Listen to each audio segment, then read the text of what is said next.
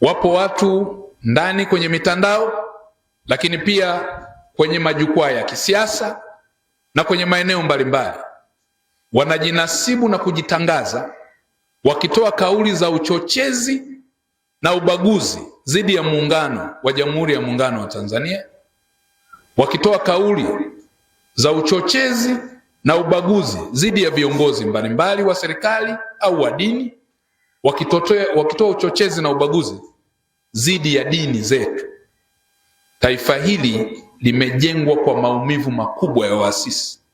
Taifa hili limejengwa kwa maumivu makubwa, kwa jasho na hata damu ilipobidi, ili taifa Tanzania liwepo.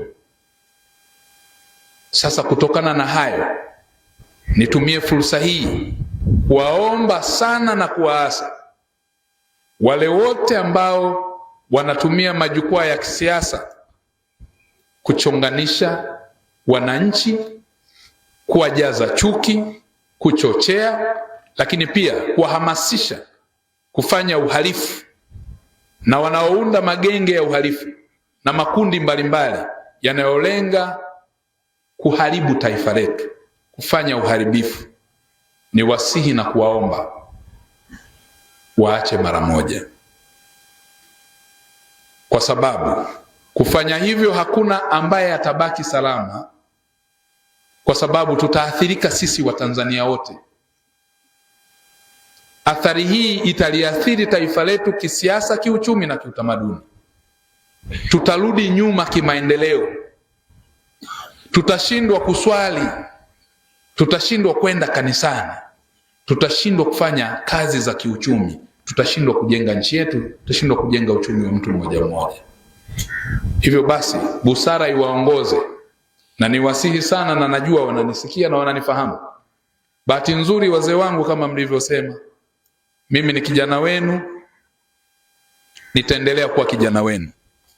Uongozi kamwe hautanifanya ninyanyue mabega, kwa sababu najua leo nimeteuliwa, nitafanya kazi kwa uaminifu na uadilifu kwa nchi yangu, kwa taifa langu na kwa mamlaka iliyoniteua, kwa rais wangu wa Jamhuri ya Muungano wa Tanzania, ili kuwatumikia Watanzania.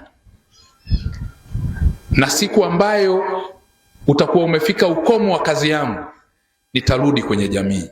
Hivyo niwaase hata viongozi wa serikali walio na kauli zinazoleta taharuki, waache mara moja, kwa sababu leo tuna nafasi, kesho tutarudi katika jamii hii, na tutalazimika siku moja kwenda, wakati mwingine kufikia mwisho wa maisha yetu, tutahitaji watu. Kwa hiyo hii ni kwa watu wote, si tu upande wa wale au huyu, ni kwetu sisi sote kama taifa. Viongozi tunaungana pamoja, kama viongozi wa serikali, tunaungana pamoja na viongozi wa dini, tunaungana pamoja na viongozi wote na familia moja moja, baba na mama. Tuwakanye na kuwaelekeza watoto wetu wakaishi na kuenenda kwa amani na salama. Na pale yanapotolewa maonyo na maelekezo ya vyombo vya ulinzi na usalama, tusikaidi, kwa sababu kwenda kinyume na hivyo tunavunja sheria zetu wenyewe, tunavunja katiba, tunavunja utaratibu.